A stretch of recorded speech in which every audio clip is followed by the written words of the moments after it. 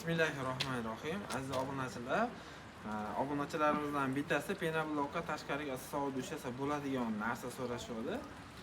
Qanday suvoq qilsa bo'ladi deb to'g'ri savollarni har xilini ko'rsatib o'tdik. Endi to'g'ri suvog'imiz ham bor. Misol uchun polistirol lombadan qilingan suvog'imiz bor. Issiq dushaveradi, orasida po'kaklar bo'ladi. O'shandan foydalansanglar ham bo'ladi yoki bo'lmasa mana shu orqamda turgan fasadni hozir ish jarayoni ketyapti, yopishtirish jarayoni ketyapti. Bu sovuqda yaxshi ushaveradigan narsa bo'ladi.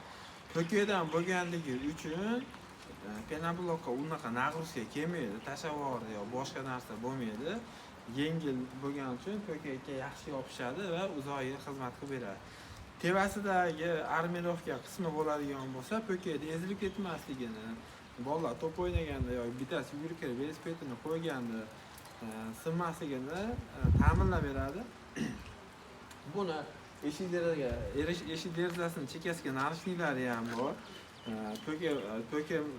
Po'kakdan bo'ladi, kolonnalari ham po'kakdan bo'ladi. Bitgandan keyin nasib qilsa yana bitta video qilamiz.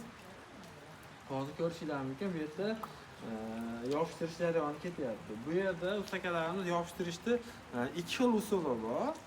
Kimdir pena kilega yopishtirishadi yoki kimdir kafeni kilega yopishtirishadi. Endi bu bizni O'zbekiston sharoitiga to'g'ri keladimi? Buni nechadan beri qilinadi degan savollar tug'ilishi mumkin. Bizni qo'shni Qirg'iziston, Qozog'iston bir 10 yil, kamida bir 10 yil oldin bu ish bilan shug'ullanishni boshlashgan. Buni bir 10 yildan beri shug'ullanib kelishadi. O'zingizlar bilasizlar, Qirg'iziston bizni mentalitetimizga yaqin, ham diniy, ham anaqa ob-havosi ham juda iqlimi bizga yaqin bo'lganligi uchun issig'i ham zo'r, sog'lig'i ham zo'r. Qozog'istonga keladigan bo'lsak, Qozog'iston ham shunday. Bizning qo'shnilarimiz bo'ladi. Issig'i ham kerak bo'lsa O'zbekistondan battar jazirlatib beradi. Yoki bo'lmasa sog'lig'i ham kerak bo'lsa qaqshatgichi bo'ladi. Issiq sovuqga yaxshi bardosh beradi. Endi buni nimaga oq penoplastdan foydalanyapmiz?